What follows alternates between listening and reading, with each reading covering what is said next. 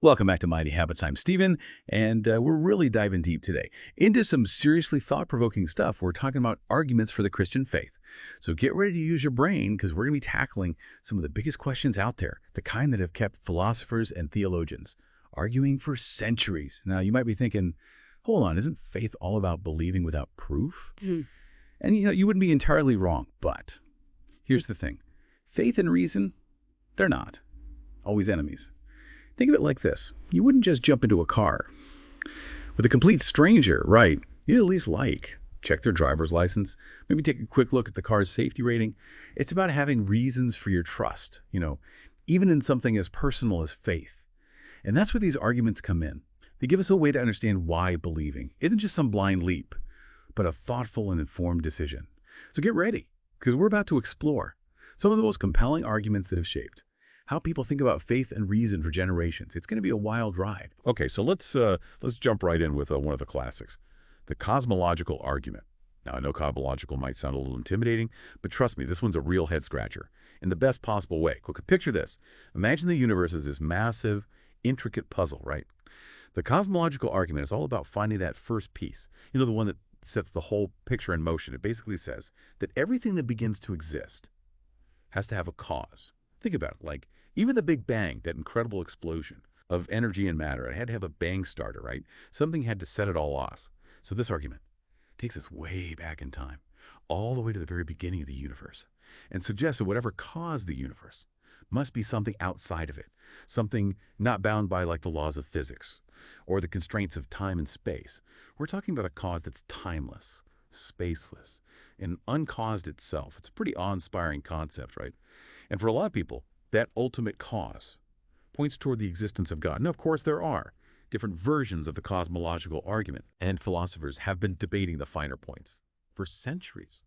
But at its core, it's this powerful line of reasoning that challenges us to think about what lies beyond the limits of our understanding. But let's shift gears a bit and explore another fascinating piece of this puzzle, the teleological argument.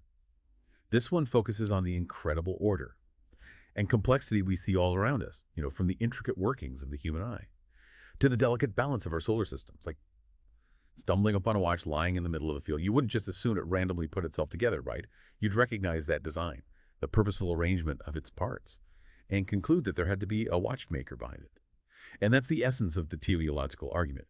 The idea that the universe's incredible order and complexity points to the existence of an intelligent designer. Now, some might argue that natural processes like evolution can account for this complexity. And evolution is an incredible force, no doubt. But even if evolution explains how things developed, it doesn't necessarily answer the why. Why is the universe set up in a way that allows for evolution to happen? Why are the laws of physics so finely tuned for life to exist? These are the kinds of questions that the teleological argument grapples with. It makes us consider the possibility of a guiding hand behind the scenes.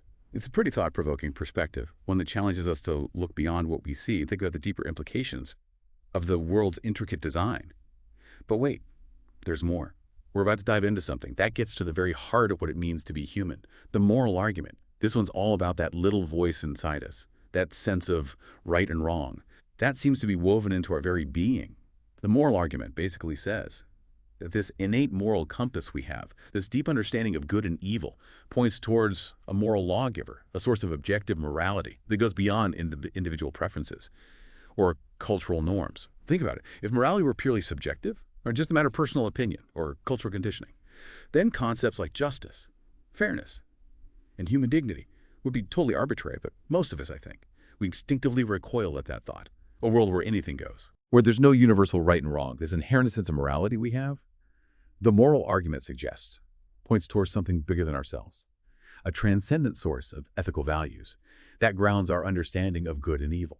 And for many, that source is God. Now, like all these arguments, the moral argument has its critics, and the debate surrounding it is far from settled. But it raises some really profound questions about the nature of morality and what it means for how we understand the universe and our place in it. All right, so we've been through some pretty heavy stuff, exploring these arguments about faith and reason. But before we wrap things up, there's one more piece of the puzzle to look at, and it's the idea that there's a designer behind it all. This is often called the teleological argument. Yeah, It's a mouthful, I know. But the concept itself is actually pretty straightforward. Imagine this. You're walking along a beach, and you stumble upon this super intricate sandcastle, like complete with moats and towers and all these detailed carvings. You wouldn't just assume that the wind and waves randomly created that, right? You'd naturally think that some skilled sandcastle builder was behind it, someone with a plan and the ability to execute it. And that's basically the core of the teleological argument. The universe is so incredibly complex, with all its order and fine-tuning, that it points to a designer, like a cosmic architect who brought it all into being. Now I know what you might be thinking, but hold on, what about evolution? Can't natural processes explain all this complexity? And you're right, evolution is a powerful force. It shaped the diversity of life on our planet. But here's the thing. Even if evolution explains how things developed, it doesn't really answer the question of why. Like, why is the universe set up in a way that allows for evolution to occur? Why are the laws of physics so perfectly tuned for life to exist? It's kind of like finding a perfectly functioning clock washed up on shore. You wouldn't just think it assembled itself randomly, would you? You'd see the design, the purpose behind it. And those are the kinds of questions that the teleological argument tries to tackle. It's asking us to look beyond what we see and really think about the deeper implications of the world's amazing order and complexity. Is it all just a giant coincidence? Or could it be evidence of a deliberate design? Now, just like with any argument, there are always counter-arguments and different viewpoints. But that's what makes this so interesting, right?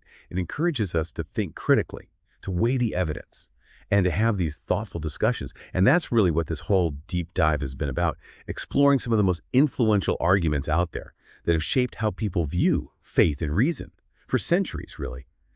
So as we wrap up here, I'd encourage you to keep thinking about these questions, keep searching for answers, and keep those conversations going. Whether you agree or disagree with the arguments we've discussed, the most important thing is to engage with them, thoughtfully and respectfully. Because after all, that's what Mighty Habits is all about. Expanding our understanding, challenging what we think we know, and ultimately becoming more well-rounded individuals. So until next time, keep those mighty habits rolling.